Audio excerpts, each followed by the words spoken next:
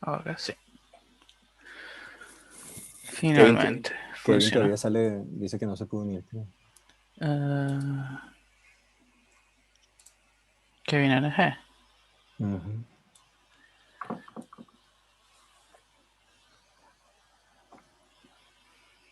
¿Tú lo puedes ver, Janie? En el...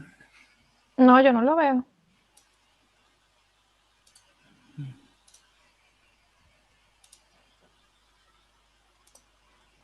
Diré que vamos empezando y luego... Ok, Igual eso queda por ahí, ¿no? Ujú. ok. Aquí está. Bien. Cool. Entonces empezamos con esto. Bueno, Hagamos. gracias a todos por estar acá. Y bueno, hoy, en el día de hoy tenemos el coloquio número 11 presentado por Rubén Rojas, quien es estudiante de doctorado de Maryland. Pero primero queremos recordar que tenemos hoy a Rubén, la siguiente es el 22, en un par de semanas tenemos, la siguiente semana a Mauricio Gómez, a Ernesto Contreras lo tenemos en 3 semanas y luego Siria Sadedin. Si quieren participar pueden ir al website y nos escriben y los añadimos y les enviamos la información para poderlos colocar en la lista.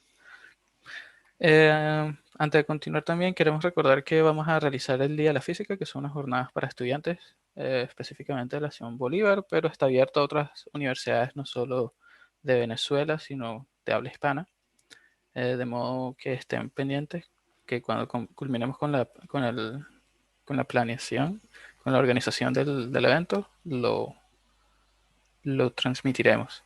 La idea de este evento es que eh, los estudiantes de pregrado tengan una visión de qué es ser físico y puedan tener experiencias o feedback de otros estudiantes que ya están más avanzados en el doctorado, en la maestría o incluso trabajando en la industria y en otros caminos de la física. Y bueno, esperamos que sea el 20 de marzo y va a ser gratuito.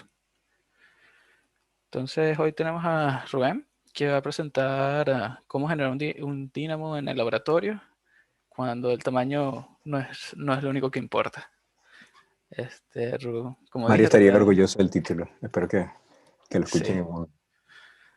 comparto este, pantalla. Vale. sí, déjame detener acá.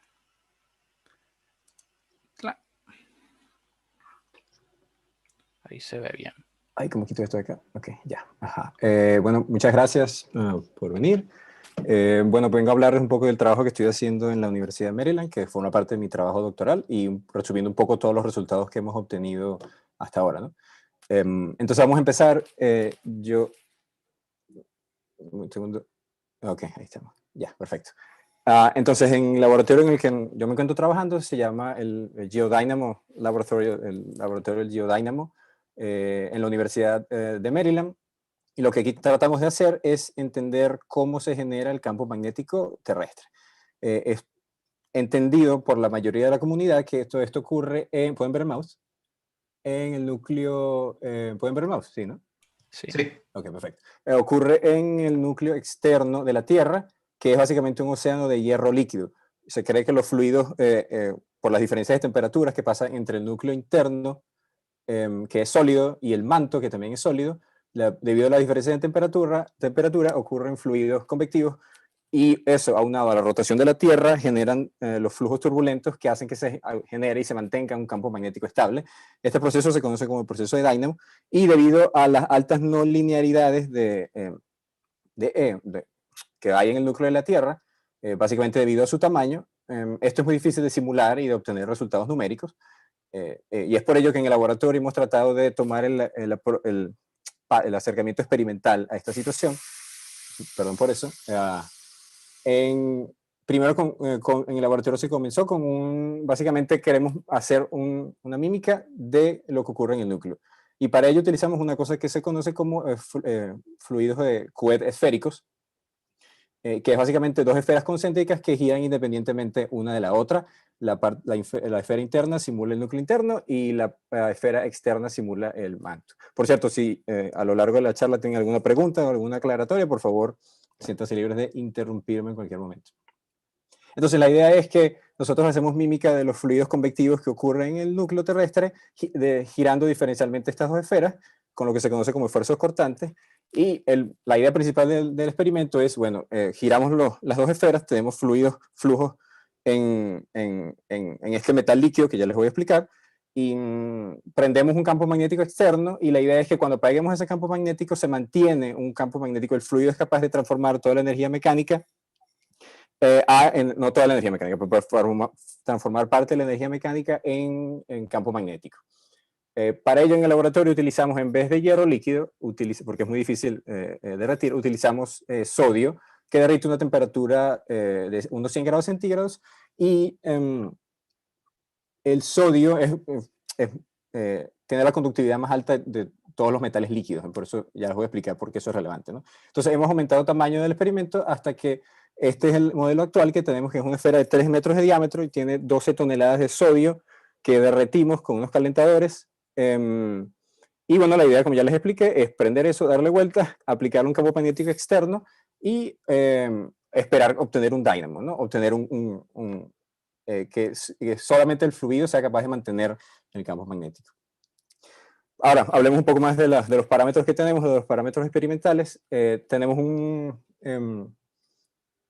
básicamente, podemos medir campos magnéticos, medimos temperatura, medimos torque en la esfera interna y la esfera externa, y los únicos parámetros de control que tenemos en el experimento es el campo magnético aplicado y la frecuencia interna y la frecuencia externa.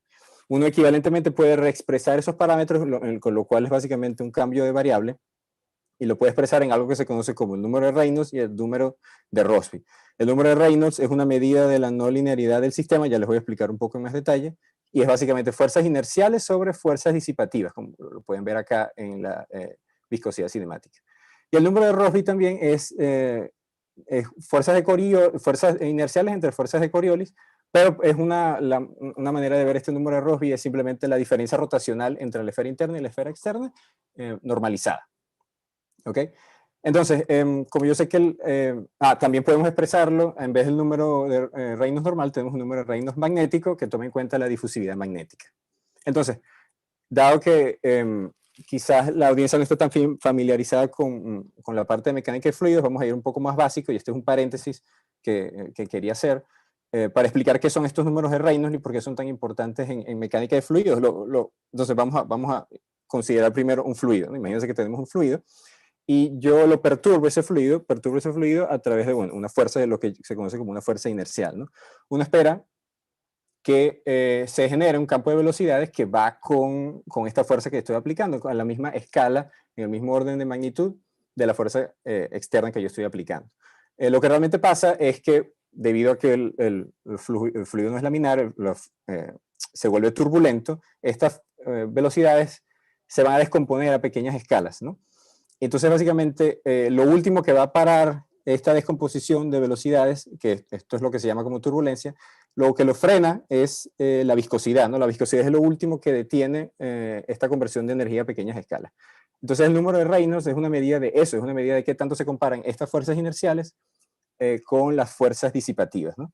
Y de la misma manera, si ahora el fluido es un fluido conductor, como es en el caso del sodio, además de toda esta cascada de velocidades, vamos a tener también un campo magnético.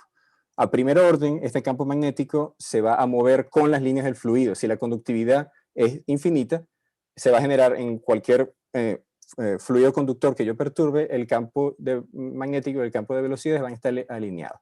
Los que quieran saber un poco más de esto se conoce como el teorema de Alfvén. No voy a entrar en detalles, pero es fundamental que entendamos este concepto de que estas dos cosas van alineadas, ¿no?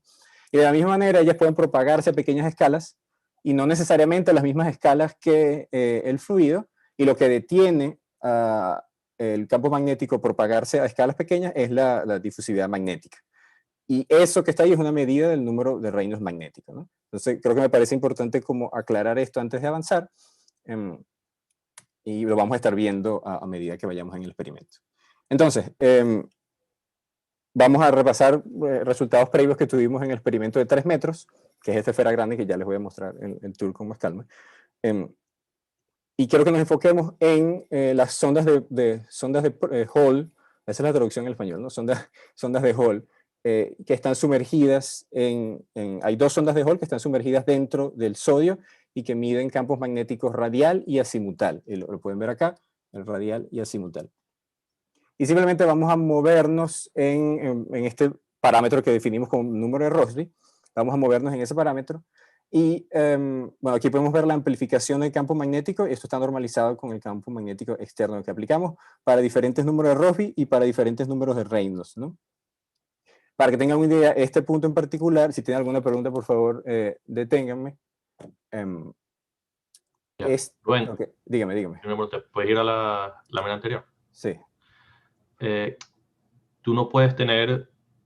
¿Qué sucede en el caso que el número de Reynolds magnético sea mayor que el número de Reynolds, no sé cómo lo llaman, Reynolds mecánico? Esa es una buena pregunta. O sea, creo que no pasa nada en particular. Simplemente se difunde a pequeñas escalas, pero creo que no es el caso, ¿no? Siempre, y ya van a ver, el número de Reynolds mecánico, vamos a llamarlo, siempre es mucho mayor que el número de Reynolds magnético. En nuestro experimento es de 10 a la 8 el número de Reynolds mecánico y el magnético es de 10 a la 3, de 1000, el orden de 1000. Siempre. El magnético siempre es menor. El magnético siempre no quiero decirlo puede ser que hay unos casos particulares en los que no. Pero pero en tu experimento tú puedes garantizar que sí, RM siempre es mucho más chiquito que el otro. Sí, en mi experimento, exacto. Y de nuevo, estas escalas esa es una buena pregunta, estas escalas de fuerzas inerciales, que es la parte, no voy todo hacia atrás, pero, aquí, esto. Esta parte que ven acá está relacionada con el tamaño del experimento. Este es radio interno entre radio externo. Por eso es que el tamaño sí importa, porque mientras más grande es el experimento, más grande va a ser el número de Reynolds que podemos desarrollar, ¿ok? Ok, ya. Entonces, para nuestro experimento, sí, el número de Reynolds mecánico es más grande que el número magnético por orden de 10 a la 5, básicamente. Ok, cool. ¿Dónde me quedé? Ajá. Ok, para que tengan una idea, este Rossby que nos encontramos acá, la esfera interna está girando 20 veces más rápido que la esfera externa y en dirección contraria, ¿no? ¿Y por qué este punto es importante? Este punto es importante porque es la zona donde se observa la mayor amplificación hasta ahora en la dirección radial, ¿no? Durante todo el experimento tenemos amplificación en la dirección azimutal del experimento, eso quiere decir con la rotación, ¿no?, de la esfera, pero en la dirección radial no tenemos, la zona donde tenemos más amplificación radial es esta que está acá, ¿no? Y en esa es en la que nos vamos a enfocar durante toda la charla. Esa es la más importante por razones de tiempo, vamos a enfocarnos en esa, ¿ok? Y como pueden ver, es un orden de 6 veces más grande que el campo magnético externo aplicado, y para la azimutal orden de 10 veces. La dirección es solo relevante por una convención, nada más. Ok, para entender por qué nos interesa en particular de nuevo, si hay alguna pregunta, por favor, interrúmpanme a este punto porque este paso es importante. Para entender por qué es importante esta amplificación en la dirección radial, tenemos que entender qué es el dínamo, qué es lo que se conoce como el mecanismo de dínamo, y en particular vamos a estudiar el caso insigne, que es una cosa que se llama el efecto alfa-omega. ¿Ok? Entonces imagínense en nuestro experimento que tenemos, como les dije, este es nuestro experimento, en este caso simula el núcleo de la Tierra, y tenemos un campo magnético aplicado en la dirección axial. La rotación interna del experimento va a alargar y a estirar, como les dije por el teorema de Alfvén, va a estirar las líneas de campo magnético y las va a enrollar alrededor en la dirección azimutal del experimento, ¿no? Esto se conoce como el efecto omega. Es puro esfuerzo cortante, shear stress, por su definición en inglés. Después se espera que, se me perdió el mouse, aquí, se espera que la parte turbulenta del fluido lo que va a hacer es que va a tender a girar las líneas de campo magnético que estaban en la dirección azimutal y las va a devolver a la dirección poloidal, que es la dirección de aplicación original del campo magnético, y eso cierra el feedback, eso cierra el círculo. Y esto se conoce como el efecto dínamo, ¿no? Campo magnético aplicado, efecto omega, efecto alfa, devuelve el campo magnético otra vez, lo amplifica, esta parte lo amplifica y lo devuelve en la dirección del campo magnético aplicado, y ya, no necesitamos campo magnético externo, él se automantiene, ¿no? Automantiene. No sé si esa palabra existe, pero bueno. Dado los resultados que nosotros tenemos, nos encontramos en este punto. Tenemos un montón de amplificación en la dirección azimutal, pero no tenemos suficiente efecto alfa, ¿no? Ok, dado que también hay bastantes teóricos en el grupo, quería mostrarles que no todos son experimentos y gráficos.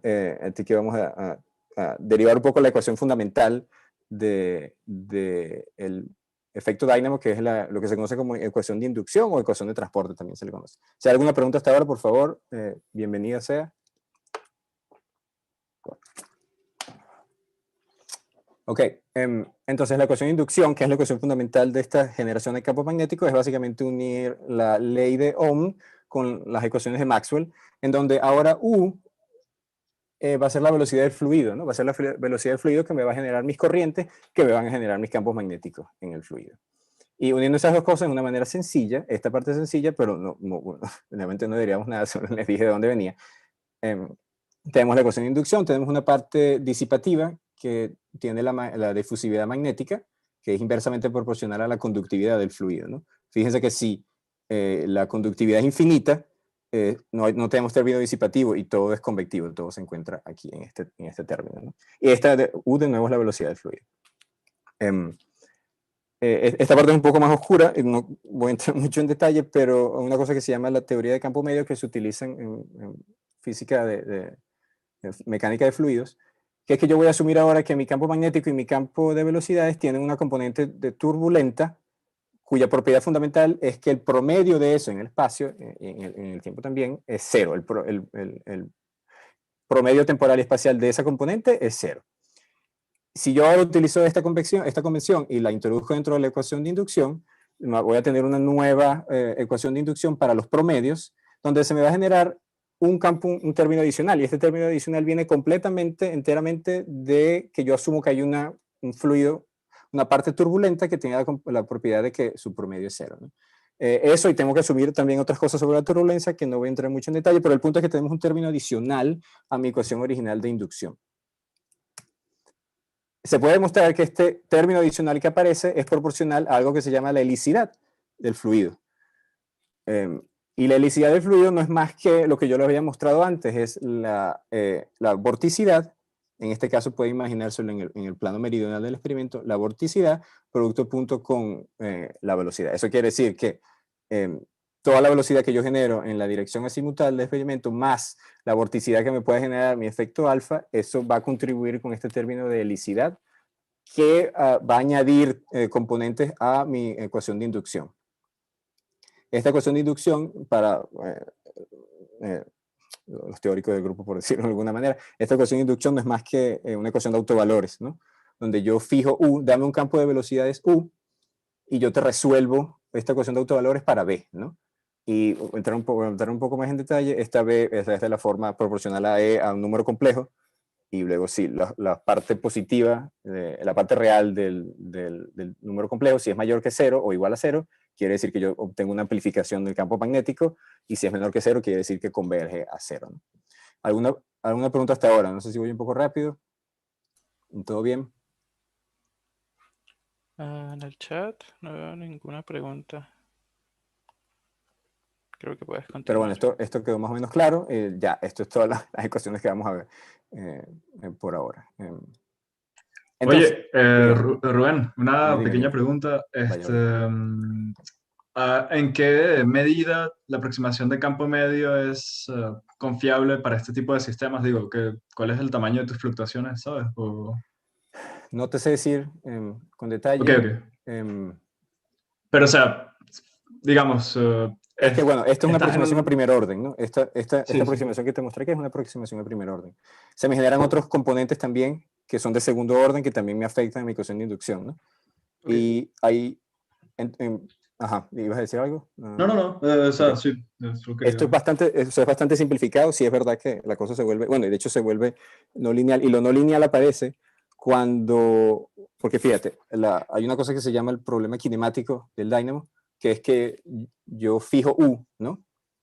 Yo fijo U y resuelvo para B. Eso quiere decir que mi campo magnético generado no me va a afectar mi campo de velocidades inicial, lo cual es falso, ¿no? Sí, claro, lo haces como de una manera autoconsistente, ¿no? Exacto. Eso, okay. Exacto, esto es una primera aproximación. Ya la segunda aproximación se vuelve más complicada Vale. Pero entonces, digamos, a primera aproximación igual funciona bastante bien, ¿no? Exacto. Igual todo aquí es a primera aproximación. Y de nuevo, y también es importante, como el número de Reynolds es más grande, mecánico es más grande que el magnético, las fuerzas inerciales van a dominar en el experimento. Las fuerzas de Lorentz no tanto. Las fuerzas inerciales van a dominar sobre eso y van a determinar cómo va a ser la respuesta del campo magnético, más que todo. Sí hay una contribución, pero no es despreciable hasta cierto punto, ¿no? Sí, ya, pero digamos, para el fenómeno principal. Sí, para el fenómeno principal, y sobre todo para lo que podemos medir nosotros, sí. Ok, vale. Okay, gracias. Ajá, había otra pregunta, ¿no? Sí, yo... dígame. ¿De alguna manera cruzaste resultados con alguna simulación para este tipo?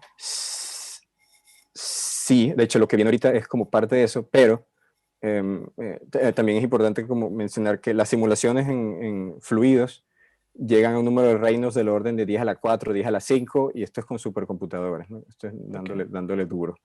Pero nuestro número de Reynolds a estas escalas, incluso en un experimento que les voy a mostrar, incluso escalas más pequeñas, es del orden de 10 a la 8, 10 a la 7, lo cual hace bien difícil de simular, ¿no?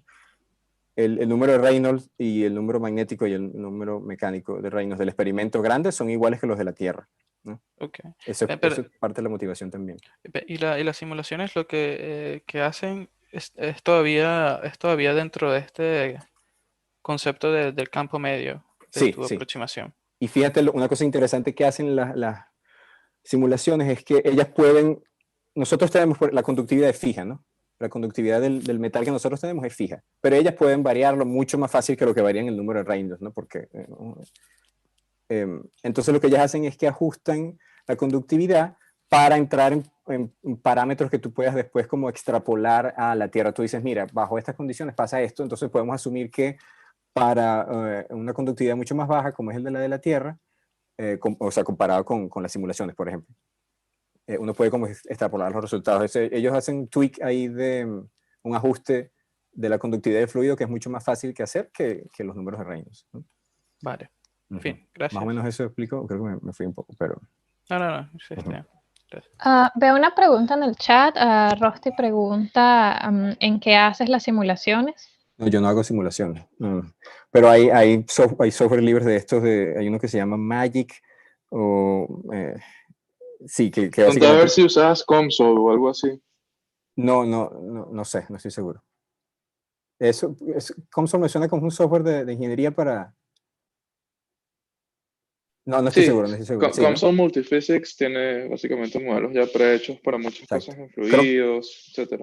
Creo que no, o sea, esta comunidad es un poco más independiente y tienen unos modelos para simular dynamos como que han avanzado entre ellos, pues. Creo que se llama Magic. Creo que al final les puedo dejar un link en YouTube o lo que sea sobre estos diferentes modelos que hay. Pero tienen todos sus propios software para simular, con los cuales yo no trabajo.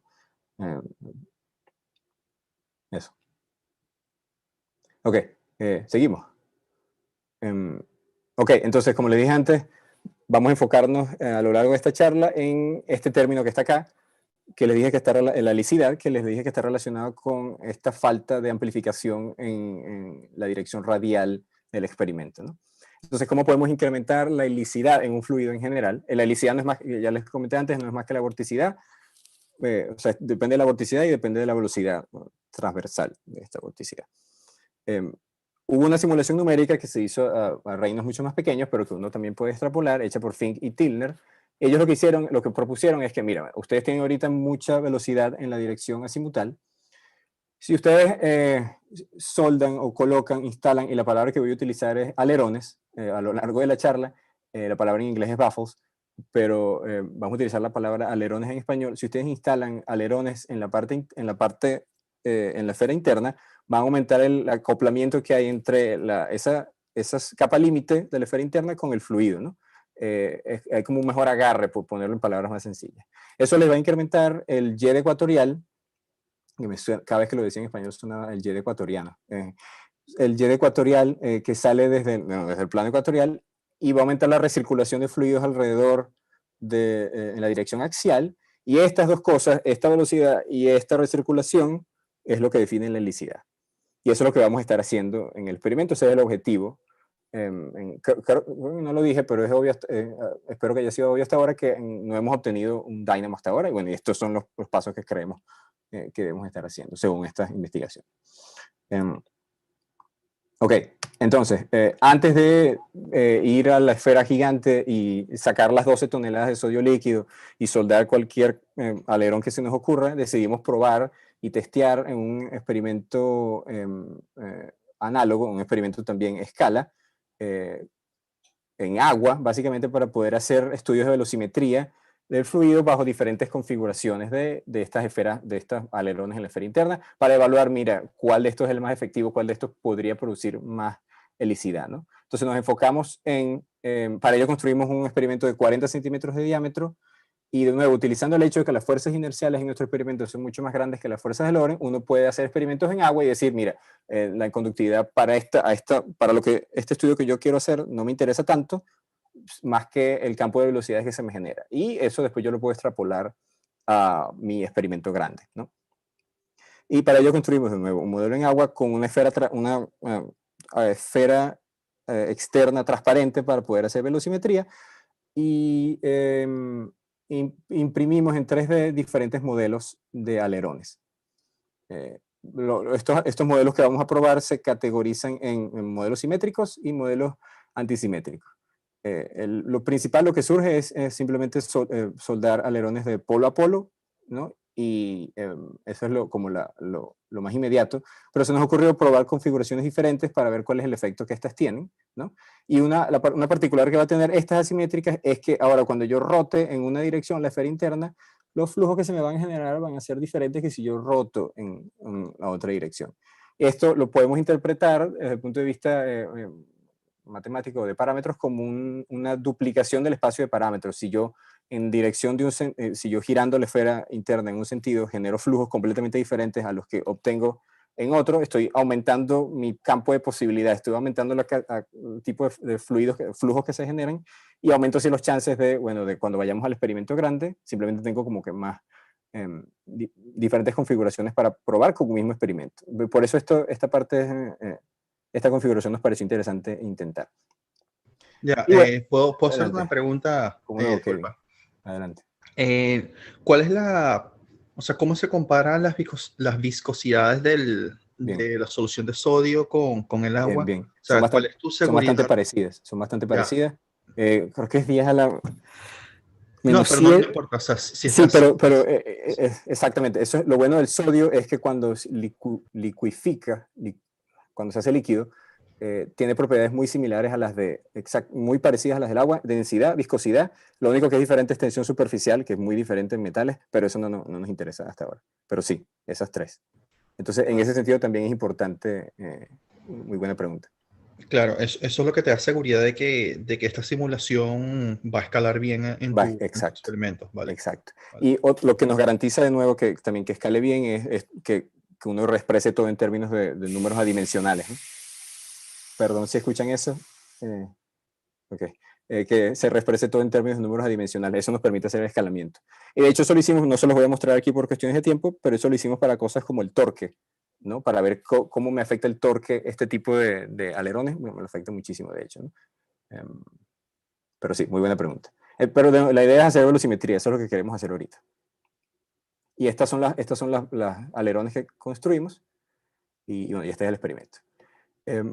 Quería hacer una pausa aquí también para mostrarles, espero que corra este video, para mostrarles cómo hacer una pequeña dinámica. Esta es una corrida normal del experimento, y quiero que saquen el físico experimental que llevan dentro y me digan qué problemas observan con este montaje, si hay algún problema, si hay algo que vean que les moleste un poco.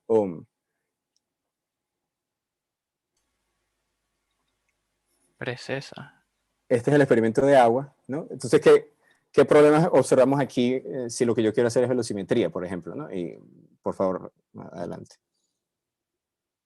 ¿Algún voluntario? Manuel. No, la esfera precesa un poco, ¿no? Exacto. Esa no era tan obvia, pero sí, la esfera precesa un poco. ¿Y algún otro? Se pone como opaco el fluido, ¿no? Por el aire, no sé. Ajá. ¿Y por qué pasa eso? ¿Por qué creen que pasa eso?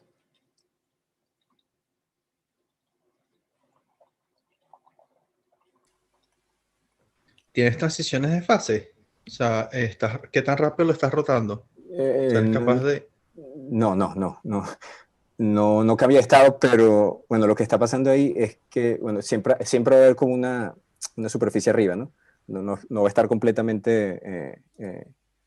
siempre va a haber una burbuja, ¿no? Por lo menos para este montaje siempre hubo. Y lo que pasa es que bueno, la turbulencia se hace tan grande que esa burbuja se diluye básicamente, ¿no? En el fluido. Y eso en efecto me afecta, mi capacidad de medir, ¿no? Entonces, este tipo de cosas, por ejemplo, queremos evitarla, ¿no? Es por eso que en estas corridas no se llegó a números de Reynolds tan grandes, ¿no? Rubén, yo tenía una pregunta sobre tu esfera con los alerones. ¿De qué material la hacen? Sí, ajá. Lo imprimimos en impresoras 3D y esto creo que es... Hay dos materiales. Sí, es PLS. Ok, plástico. ¿No hay efectos de superficie entre el líquido y la esfera que puedan afectar tus medidas? Son comparado con lo que perturba el alerón en sí, es irrelevante, pero sí, ¿no? Okay. Qué tan rugoso sea, eso me va a afectar qué tan grande sea la boundary layer o la capa límite, que es el término en español, y eso me afecta qué tanto se acopla mi esfera interna con el fluido, que eso es importantísimo, ¿no? Eso afecta qué tan bien se transmite la energía mecánica hacia el fluido. Y otra cosa es que si es de plástico, bueno, ¿a qué velocidad lo estás girando aproximadamente? ¿Cuántos RPM? Esta gira 20. No revoluciones por minuto, 20 revoluciones por segundo. Esos son... Lo máximo, son... Como 120 por minuto. Un poco más. 1200. 1200, exacto, sí, exacto, 1200. Y el plástico no se deforma a esa velocidad. No, este nos salió bastante bien, de hecho. No se deforma. De hecho, lo primero que pasa... A ver, ¿dónde creen que falla el experimento? Si yo sigo aumentando la velocidad de la esfera interna, lo voy a poner otra vez. ¿Qué es lo primero que creen que falle? La unión es fundamental, sí. La unión es fundamental. Lo que a nosotros nos fallaba primero no era ni el poder del motor, ni la estabilidad, ni nada. Lo que fallaba era el sealing. El acople. Si ven aquí en el borde. El sellado. Son dos, el sellado. Son dos hemisferios que están sellados. Y eso ahí botaba agua. Era ya con baffle, con paletas, alerones, a eso de 20 revoluciones por segundo, ya no podía más. ¿No? Era un desastre. Incluso con O-rings. Tiene un O-ring, eso que ves ahí negro, es un ring. Eso que está ahí es un O-ring de látex. Sí. Entonces, bueno. Rubén, disculpa. ¿Cómo estás? ¿Y ustedes verificaron el balanceo de esa sí. Porque es que ese movimiento parece, eso que llaman precesión, parece más que está desbalanceada, que no está exactamente en el eje del giro. Sí. Y lo otro es, ¿esas burbujas no te sirven para hacer la velocimetría? No, porque la burbuja de por sí tiene un componente de flotabilidad, ¿no? Ella se mueve, o sea, va a tender a, quizás las que son muy, muy pequeñas no, pero si no son tan pequeñas van a tender a moverse por sí solas y no, queremos que se mueva con el fluido, ¿no? Y además lo que utilizamos que no lo expliqué, lo que utilizamos para hacer esta velocimetría, viene más adelante, es un láser, ¿no? Y un láser con burbuja no queda tan bien. Puede ser que sí se utilice ciertas configuraciones, pero en esta no. ¿Y qué usas como trazador ahí para el láser? Son unas partículas es como un polvo rosado que florece es como lo que nosotros queríamos usar, que florece con luz verde. Queríamos, no usamos. Usamos. Bueno, no usamos, bueno, sí, ok, sí. Okay. ¿Qué más les iba a comentar aquí? Creo que era eso, básicamente, ¿no? Sí, exacto. La unión es súper importante también, aquí, donde se conecta el eje. Ok, vamos a avanzar un poco con esto. Ya falta poco para terminar. En esta charla nos vamos a enfocar hicimos velocimetría en el eje ecuatorial, en el plano ecuatorial y en el plano meridional. Pero en esta charla la vamos a enfocar en los resultados en el plano meridional, nada más por cuestiones de tiempo, ¿no? Y nos vamos a hacer un corrido para diferentes números de Reynolds, pero nos vamos a enfocar en este Rossby que le dije que era súper importante, que es el de máximo, es este punto donde obtuvimos máxima amplificación en la dirección radial del campo magnético, ¿no? Importante mencionar, aquí no muestro los gráficos, pero este punto es también el punto de máximo torque diferencial, solo quiero decirlo así en el aire para dejarlos con la idea, es el punto de máximo torque diferencial entre las dos esferas. O sea, este punto de amplificación radial es sumamente importante y también se encuentra en muchos, diferentes experimentos. En Taylor Coet normal también se ve. Taylor Coet de cilindros en vez de esferas, 2 cilindros concéntricos. Pero bueno, en esta charla nos vamos a enfocar en el plano meridional. Plano meridional es, bueno, este es el eje X del experimento y gira en torno a este eje, ¿no? Y bueno, más o menos así es como se ve. Ahí están las partículas. Pueden ver que aquí hay recirculaciones. Vean cómo salen de aquí del eje y entran hacia arriba, ¿no? Y bueno, iluminamos con un láser, como pueden ver acá en este soy yo. Como pueden ver aquí, iluminamos en el plano meridional con un láser y la velocidad de captura es de 1000 cuadros por segundo, con una cámara que tiene como 20 años. Yo no sé cómo corre todavía, pero corre a 1000 cuadros por segundo. Y bueno, nos vamos a enfocar en ver los fluidos poloidales. Esos son los que recirculan en este plano. Vamos a enfocarnos a ver cómo aumenta eso el Y ecuatorial y la vorticidad, que nos va a definir la helicidad, cómo aumentan esas cosas.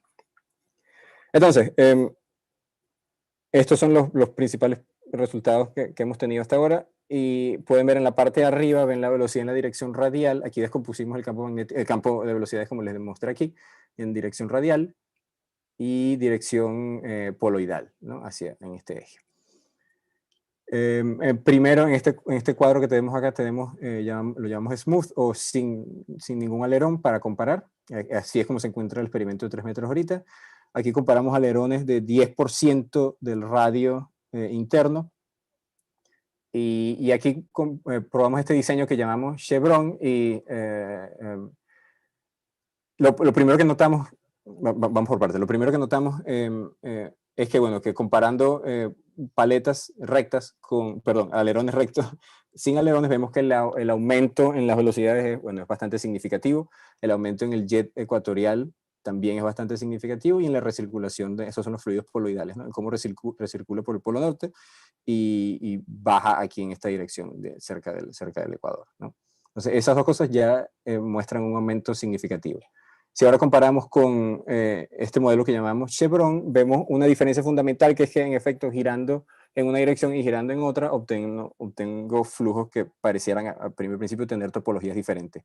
Vemos que este tiene un Y ecuatorial bastante más marcado que este modo, ¿no? Este modo es cuando gira, la palabra que utilizamos en inglés es wedge, y quizás puede traducir como cuña, es cuando la esfera gira en este sentido que les estoy mostrando. Y cuando gira en el otro sentido, modo scoop o modo cuchara en español, se generan estos tipos de flujos que vemos acá, ¿no? Estos dos se parecen, yo diría que el modo cuchara se parece bastante a las paletas rectas, en el sentido que hay un Y ecuatorial muy fuerte, mientras que en el otro no tanto, ¿no? Y este cambio en las topologías ya de por sí es interesante, porque acabamos de tener 2 experimentos en uno, básicamente, ¿no?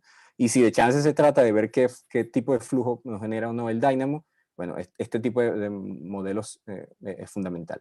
¿Alguna pregunta hasta ahora? El otro modelo que tratamos es este modelo que denominamos alfa, solo por escoger una palabra, ¿no? Que también es más fácil de construir desde el punto de vista ingenieril, que es mitad recto, y después tenemos estas cuñas en esta dirección, ¿no? Esto es muchísimo más fácil de construir que este modelo anterior, ¿no? Básicamente llamamos a una compañía y dijimos, mira, ¿cuánto nos cobras por hacer algo así? Y nos dijeron, mira, no podemos hacer eso, no tenemos el equipo, ¿no? Es bien complicado. Entonces este surgió en parte con motivación como eso, pero en parte en motivación también de ver que las paletas rectas, los alerones rectos generan un acople mucho más grande que estos curvos que vimos, ¿no? Y a pesar de eso, este tipo de paletas alfa generan las mismas velocidades que se generan con las rectas, bastante similares, y además generan esta duplicación del espacio de parámetros, y vemos que ahora las topologías son muy diferentes. Incluso aquí tenemos una velocidades incluso negativas en la parte poloidal. Aquí el Y ecuatorial es mucho más amplio que en esta, o sea que esto nos genera unas diferencias topológicas mucho más grandes que incluso que el anterior y con unas intensidades similares, ¿no? Entonces todo pareciera indicar que este modelo es el indicado por ahora, ¿no? Y ya tenemos que escoger algo y decidir construirlo, ¿no? Por último, les dijimos que vamos a ver a la vorticidad, que también es fundamental para el efecto alfa del dínamo. Y aquí tenemos resumidos todos los modelos. Y podemos ver que este modelo alfa también genera una distribución de vorticidades mucho más amplia que, el Chevron. Y bueno, lo más importante es comparar sin alerones, y vemos que aumenta muchísimo, y sobre todo la topología cambia. Aquí vemos una zona de vorticidades diferentes, una zona con vorticidad positiva y una zona con vorticidad positiva. Entonces, bueno, todo pareciera indicar, y ya para terminar, ir finalizando la charla, todo pareciera indicar que este es el modelo más indicado desde el punto más, que nos genera mejores, que nos puede acercar de una mejor manera a obtener el dínamo, ¿no? Por las razones que les dije antes, y también porque es más sencillo de construir, y a la hora de hacer experimentos de este tamaño, eso también es un factor fundamental, ¿no? Qué tan fácil es o no ingenierilmente de construir, de diseñar algo, ¿no? Ese es un factor que tratamos de que no sea determinante, pero a veces se vuelve, ¿no? Y de hecho genera, más allá de eso, genera mejores resultados, ¿no? Genera un acople mucho más fuerte. Entonces, ya para concluir, bueno, la adición de los alerones claramente aumenta el Y ecuatorial, aumenta la recirculación de fluidos y la vorticidad. Todo pareciera indicar que esto en efecto es algo que nos va a acercar bastante a obtener el dínamo, ¿no? Los alerones asimétricos generan estos dos tipos de esta bifurcación en el espacio de parámetros, por ponerlo de alguna manera, y de ellos este modelo que hemos tratado, que denominamos alfa, pareciera el más indicado, ¿no? Por último, bueno, ustedes se preguntarán, ¿y ahora qué? ¿No? Bueno, ahora tenemos que vaciar todo eso, tenemos que construir estas paletas y soldarlas a la esfera de adentro, y para ello tenemos que sacar las 12 toneladas de sodio en lo que planeamos hacer sea una operación de un solo día, y que nos hemos estado planeando básicamente los últimos 3 años, ¿no? Para ser sincero, entre COVID y presupuesto, pero vamos encaminados, y decidimos llamar el proyecto New Hope, como Star Wars, pero se está convirtiendo en el Imperio Contraataca, porque es complicado, ¿no? Y quiero mostrarles un poco, bueno, básicamente de qué va. La idea es,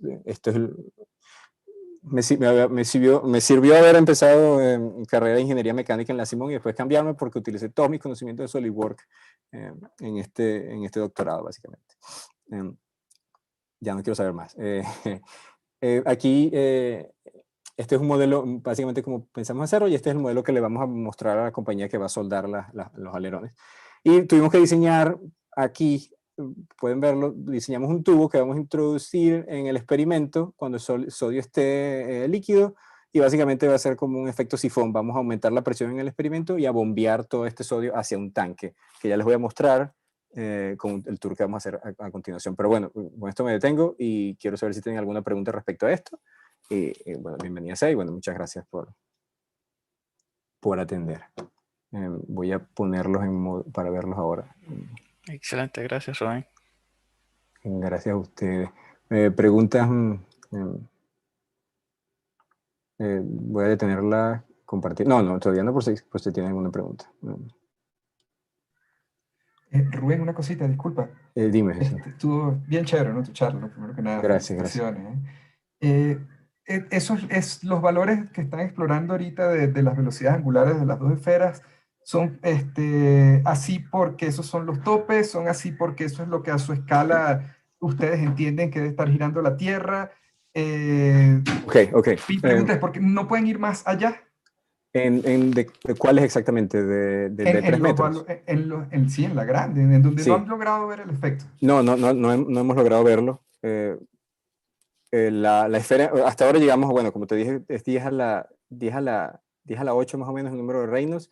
La esfera interna gira como a 20 revoluciones por segundo, y la esfera de afuera llega a girar a unos 4 Hz, ¿no? Que es bastante, está como en el límite de lo que podemos hacer en términos de seguridad también, ¿no? Entonces ya se ha corrido en todos los parámetros posibles y no se ha obtenido, ¿no? Y básicamente es que cuando hice el experimento de agua, me di cuenta que, oye, que no ponerle alerones, o sea, no aumentar como el acople que tiene la esfera interna con el fluido, el efecto que esto tiene es fundamental, ¿no? Sin ningún tipo de acople, sin ninguna rugosidad, de verdad que qué tan efectivo se transmite la energía al fluido cambia muchísimo, ¿no? Entonces, quizás si yo hubiera estudiado esto antes de diseñar el experimento, hubiera dicho, mira, si no le ponemos algo de esto, no creo que agarre, no creo que funcione. Pero básicamente, quizás para volver a tu pregunta, hemos corrido todo, bueno, no yo, porque ya yo llegué cuando decidimos ya cambiarlo, ¿no? Hemos corrido en todos los parámetros y no se ha obtenido. Y lo más cerca que hemos estado es esto que te mostré, ¿no? De 6 veces la amplificación, más o menos. Y aumentar esos acoples, no sé, ¿ustedes han pensado en si hay un equivalente en la naturaleza a eso? No sé si... Es que, sí.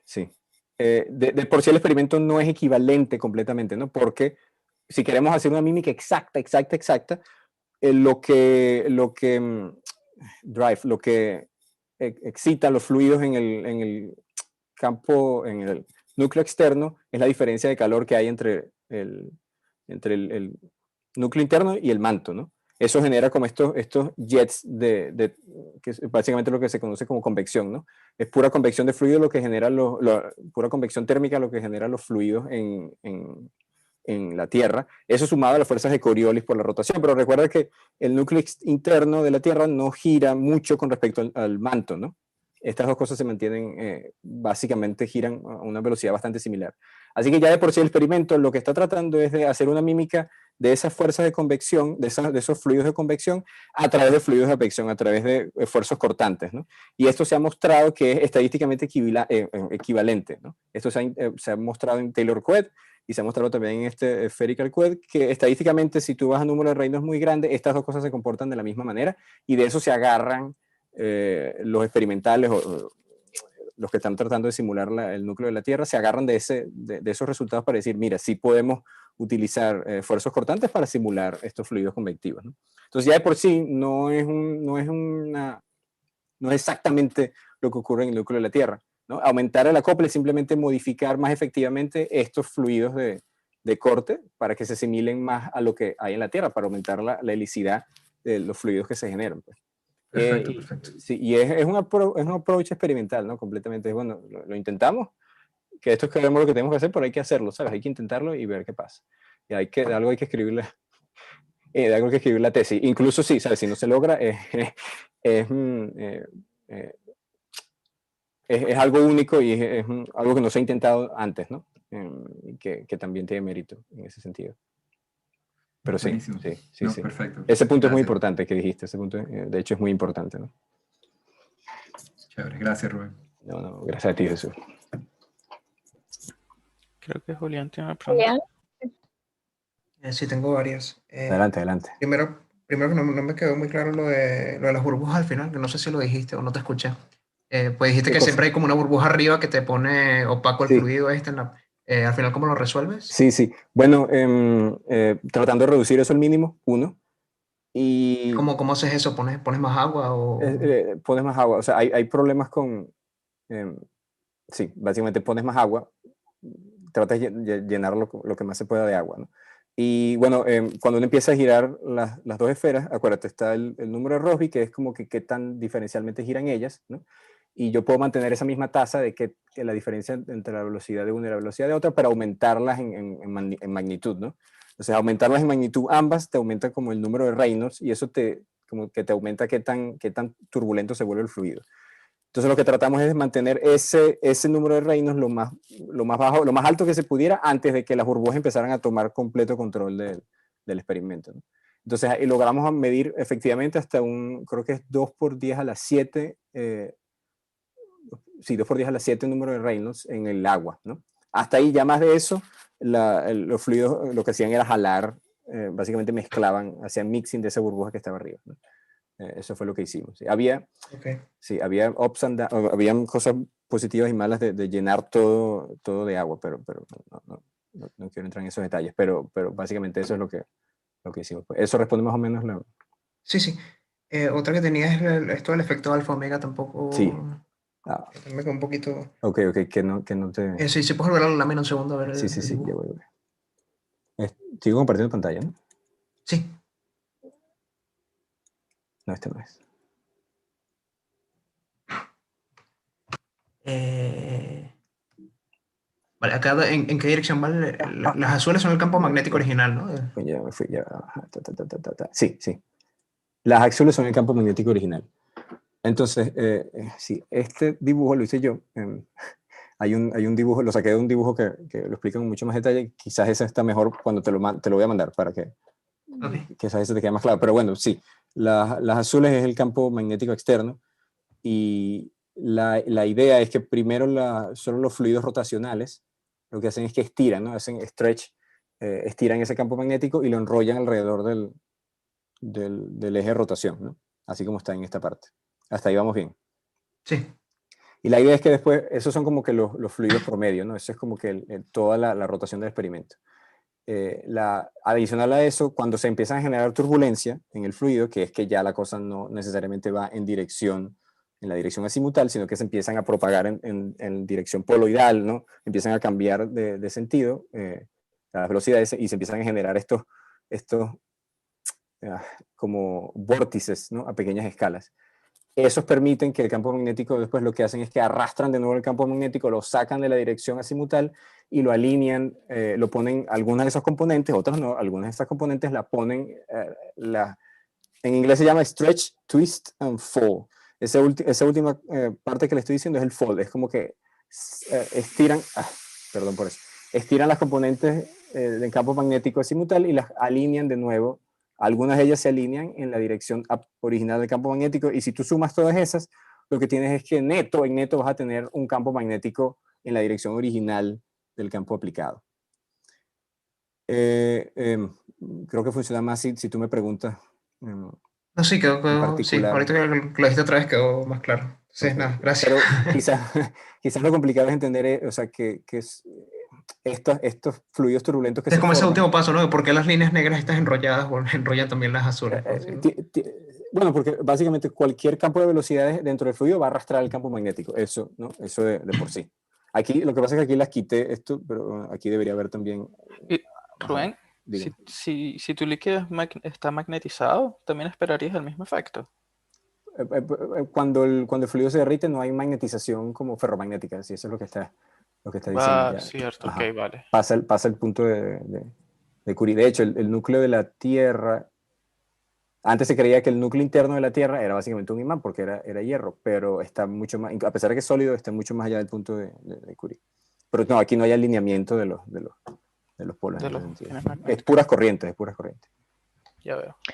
Veo una pregunta de Mauricio Gómez en el chat, si Julián no tiene más preguntas. No, gracias. Ok, Mauricio pregunta, hasta ahora los alerones están en la esfera central. ¿Han intentado construir esa irregularidad en el sentido opuesto? ¿Poner cuñas en la cúpula que contiene el fluido? Sí, bueno, eso lo hemos pensado. Pero, a ver, lo que hay que hacer, lo que uno tiene que tratar de hacer es igualar el acople, por así decirlo, el engaging, que tanto las esferas interactúan con el fluido, ¿no? La esfera exterior va a interactuar más con el fluido porque tiene más área superficial, ¿no? Entonces, al colocar alerones, lo que estamos haciendo es aumentando el agarre, aumentando la influencia de la esfera interna sobre el fluido, a pesar de que el área, la superficie de esa esfera es mucho menor, que es 9 veces menor, de hecho, que la externa, ¿no?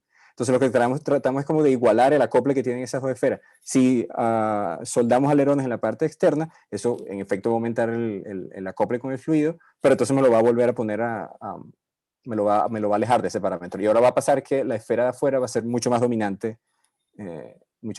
que la esfera interna. Es verdad, es una buena pregunta, pero lo que nos conviene ahorita es como que igualar esos dos términos, ¿no? Básicamente. Y también, aquí es donde entra la parte experimental, ¿no? Que la manera en la que tenemos el experimento es que cuando uno puede sacar la esfera interna con el eje, ¿no? Y el techo del experimento uno lo saca así completamente y eso es lo que queda más fácil de trabajar, ¿no? Trabajar en la esfera interna es bastante problemático por las condiciones cerradas en las que está, ¿no? Es todo un contenedor, por así decirlo. Entonces ahí es donde la parte experimental dice, mira, muy bonito tu modelo, o sea, muy bonito el modelo que uno quiere promover, pero no es bien difícil de hacer. Pero sí, buena pregunta. ¿Alguna otra pregunta? ¿Tiene sentido? Gracias. Digo. Okay. En YouTube no hay ninguna. Bueno, yo tengo otra. Adelante. Esta seguro es estúpida, pero lo voy a decir igual. Dale. No hay preguntas. ¿Cómo entra esta historia de los alerones? ¿Cómo entra con la analogía con la Tierra? Porque el núcleo de la Tierra no tiene alerones, sí. ¿No? Entonces, ¿cómo encaja eso ahí? Exacto. Pero fue más o menos lo que... Porque la Tierra no necesita alerones para... No. Fue más o menos lo que le estaba comentando a Jesús en la otra pregunta, que es que, bueno, que si se trata de que esto no es un análogo en sí, ¿no? O sea, uno trata de evitar la forma que tienen los fluidos en la Tierra, ¿no? Independientemente de cómo uno lo hace, uno trata de que la geometría sea similar y que los fluidos en sí tengan las mismas propiedades que los que tienen los de la Tierra. Entonces, ya de por sí que estemos utilizando spherical fluidos de Qued, que son básicamente, lo único que mueve el fluido es la diferencia rotacional, no hay más nada, ¿no? Yo no estoy metiéndole fuerza, no estoy metiéndole diferencia de temperatura ni nada. Ya de por sí eso es es como hacer, no es hacer trampa, pero ya estoy tratando de imitar lo que pasa en la Tierra sin hacerlo directamente, porque no puedo. Las condiciones experimentales no me permiten generar fluidos que simplemente por convección térmica, ¿no? Que es lo que pasa en la Tierra.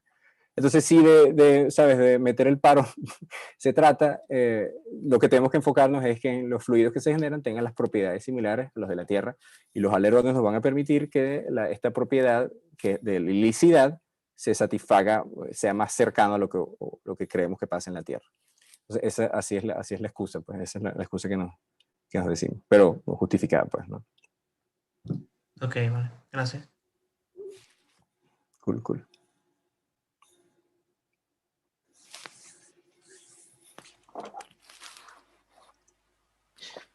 Bien, entonces, no sé, Rubén, ¿quieres enseñarnos tu laboratorio? Sí, yo también quería, gracias de nuevo por las preguntas y todo, yo quería hacerles como un tour por el laboratorio.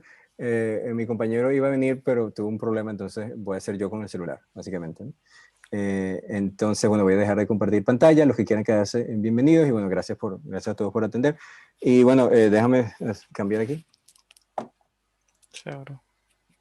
Por cierto, esto lo vamos a hacer mañana, literalmente mañana vamos a sacar el sodio, mañana pasó mañana. Vamos a empezar a derretir todo y a sacar el sodio. Ahora nos tienes que dar un update luego. Sí, la cosa explota, no, nada va a explotar. No hay nada que explote. Pero bueno, trabajar con sodio es bien complicado, muy complicado, porque como saben, el sodio reacciona con oxígeno, primero se oxida, ¿no? Y el sodio líquido en presencia de oxígeno puede quemar, ¿no? Puede generar fuego, que es difícil de apagar, porque no sé, si se le echan agua, no pueden apagarlo con agua, porque el agua reacciona con el sodio líquido de una manera explosiva, literal es un explosivo, ¿no? Porque lo que pasa es que el sodio quiere oxígeno, él desea oxígeno, y es una de las cosas que más fácil oxida en la naturaleza. Y si tú le pones agua, lo que va a hacer es que va a sacar el oxígeno del agua, y esa reacción es exotérmica, va a generar calor. Y lo que queda ahí en la superficie es hidrógeno puro, y el hidrógeno es volátil, es explosivo también, así que se forma una pequeña capa de hidrógeno que con el calor de la reacción explota, literalmente explota, ¿no? Pero si todo eso se mantiene en una atmósfera inerte, estamos bien. Entonces voy a cambiar, no sé si me ven en la otra cámara. Sí. Me voy a mutear por aquí. ¿Me escuchan? Sí, escuchamos. Fin. Y a lo mejor se corta un poco el internet, pero bueno, aquí va. Entonces, bueno, este es el laboratorio. Y aquí está, este es el experimento. Ya les muestro. Voy a darle vuelta a la cámara. ¿Se ve bien?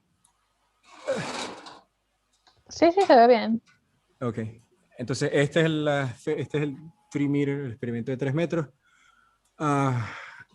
Pueden ver que, bueno, estas cosas que parece como un panal, una cosa son estas linecitas, ¿no? Estas son tuberías que le dan la vuelta y se utilizan para calentarlos. Por ahí corre aceite caliente a 150 grados centígrados más o menos, que derrite, la idea es que derrite todo el sodio que se encuentra en la parte de adentro. Si tienen preguntas, por favor, interrumpan. También este es el momento. Ya no es una charla, estamos paseando nada más. ¿Qué son esas guayas? Ajá, ¿cuáles huellas? ¿Estas blancas? Sí. No. Ajá, estas son... las tienes allí con un... Ah, esto. Sí. Bueno, esto es lo que hace que la esfera no gire, no caiga, no se caiga ahorita, porque no tiene, ya van a ver, cuando subamos arriba, no tiene el motor arriba que la sujeta. Entonces está básicamente colgando de estas huellas, ¿no? Pero ¿Y de cuánto es el campo magnético? Ajá, creo que es como de 200 Gauss.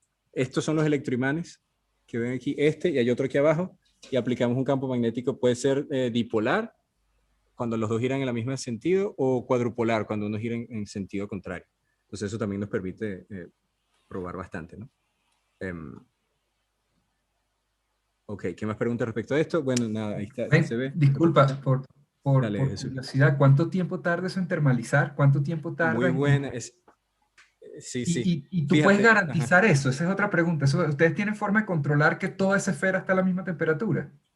Tenemos diferentes termómetros. Sí, eso es importantísimo. Bueno, primero, la conductividad térmica del sodio y de cualquier metal líquido es altísima, ¿no? Entonces, básicamente, casi todo está siempre a la misma temperatura. Y la parte en la que se solidifica, en la que se derrite también, ¿no? Él empieza a derretirse, pero inmediatamente el cambio de fase es bastante rápido en todo, ¿no?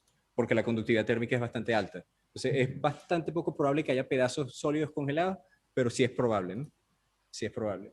Y tenemos diferentes termómetros desde arriba hasta abajo, y uno va viendo cómo va aumentando la temperatura. Y una vez que pasa, ya está como en los 120, 115, uno esperaría que esté completamente derretido, pero básicamente es así. Pero no monitoreas temperatura dentro, tú monitoreas nada más la temperatura en la tubería de aceite. Sí, pero en la base en contacto con la superficie, ¿no? No en la tubería de aceite, en contacto con la superficie. Claro, no adentro, pero tampoco dentro del líquido, ¿no? No en el bol. Tenemos una dentro del líquido, pero es que no podemos, es bien difícil colocar sondas que vayan directamente en el líquido, porque eso lo podemos girar. Claro. Pero con eso, ¿qué más? ¿Cuánto tiempo tarda? Empezamos a calentar un día completo, desde las 9 de la mañana hasta las 5 de la tarde. Y en ese día completo ya apagamos los calentadores, volvemos al día siguiente y después medio día completo, hasta que finalmente empieza a derretirse. Y de hecho, mañana vamos a derretir completamente, vamos a empezar a calentar, ¿no? El experimento. Chévere. ¿Había una pregunta? Este es el tanque donde vamos a poner todo, vamos a sacarlo de allá. Ahí sí lo veo. Ok. Este es el tanque donde vamos a poner todo. Y este es aquí lo ve. Este es el pitillo, básicamente, que vamos a introducir en el sodio allá arriba, cuando la cosa esté derretida, ¿no? ¿Cuántos litros son? Voy a subir. Son 12 toneladas.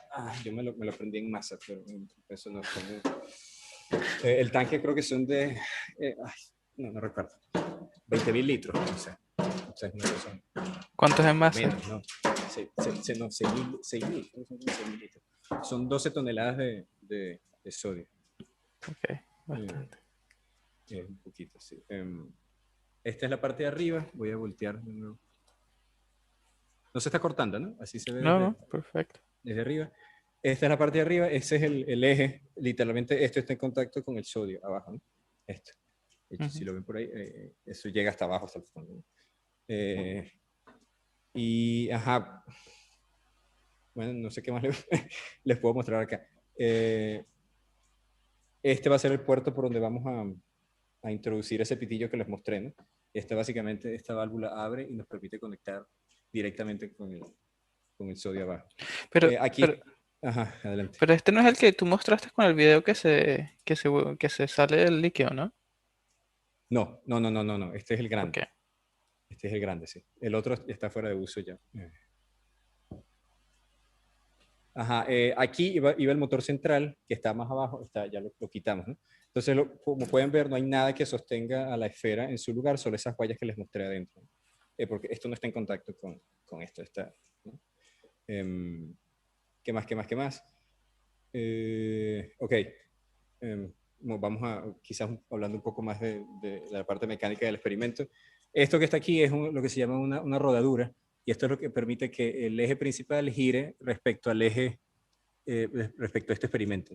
Literalmente eso, hacia allá abajo hay unos sellos que evitan que el sodio salga, pues por eso directamente va en contacto con el sodio.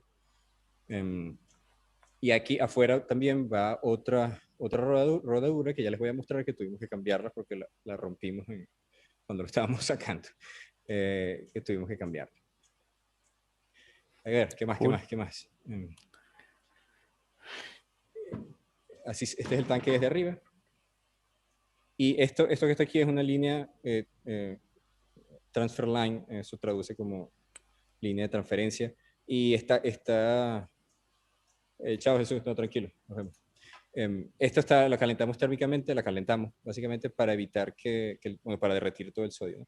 Y esa línea que está ahí la vamos a conectar de nuevo con el pitillo que está abajo. Y a través de eso vamos a sacar el sodio. Y a ver, lo último, esto quizás es bastante interesante. La manera más efectiva que tenemos de apagar el sodio es con nitrógeno líquido. El nitrógeno líquido lo que hace es que básicamente saca todo el oxígeno que hay en el aire cerca del fuego, en caso de que se forme un fuego, ¿no? Y también solidifica el sodio. Entonces eso es lo que utilizamos, y hay un botón que está aquí, que apretamos. Y básicamente eso empieza a botar el nitrógeno líquido sobre. Nice.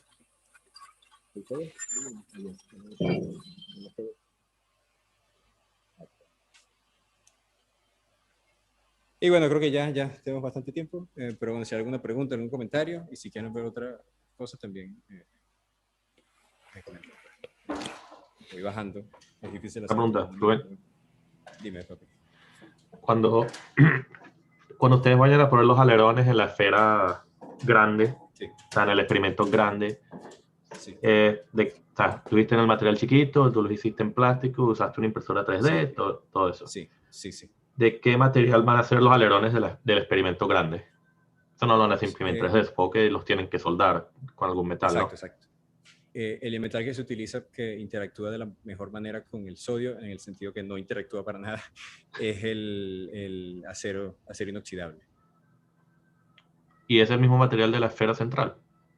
Ese es el mismo material de la esfera central, sí. Es acero 304, creo que es la aleación. Pues.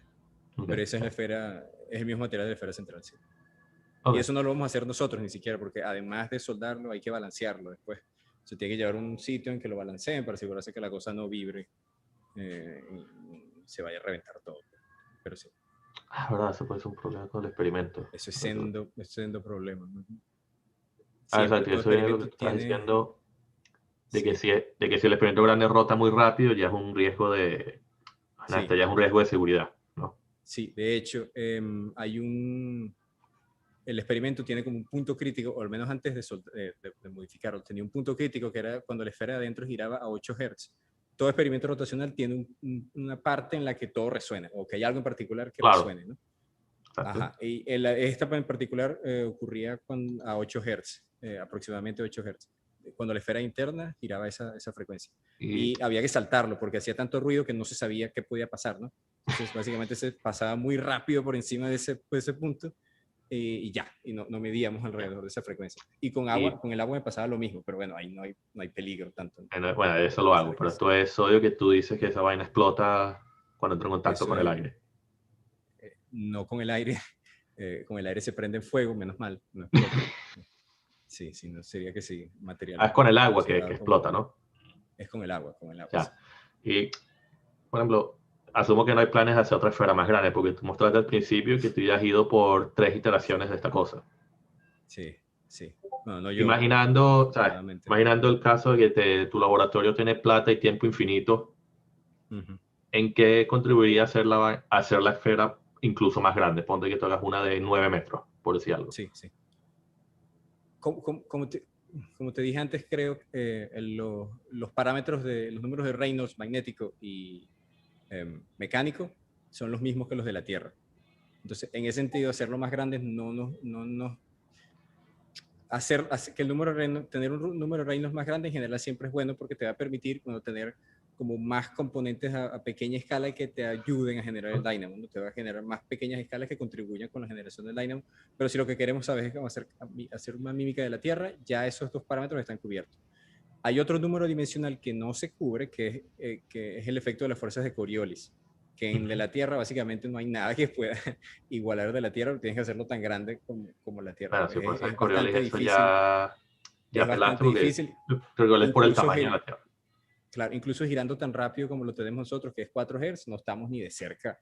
Todavía está como a 5, no recuerdo ahorita, pero 5 o 6 órdenes de magnitud fuera de la Tierra.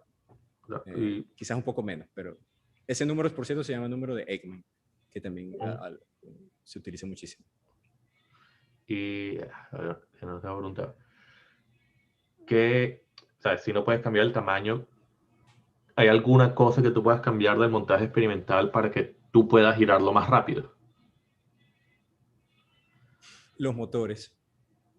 Pero, déjame, esta parte no se las mostré. Básicamente los motores, pero cuando ya uno, no sé, ya uno se mete con cosas de seguridad, si le pones motores más grandes. Esto que está aquí es el inner frame, es como que el marco. Esto va montado ahí arriba donde yo les mostré. Y por aquí sale el eje y se acopla aquí con el motor. Este es el motor central, que es igual al motor de afuera, de la esfera de afuera. Son dos motores que giran las esferas independientemente. Si no mal no recuerdo, es de, aquí ven horsepower. No lo veo, ya va.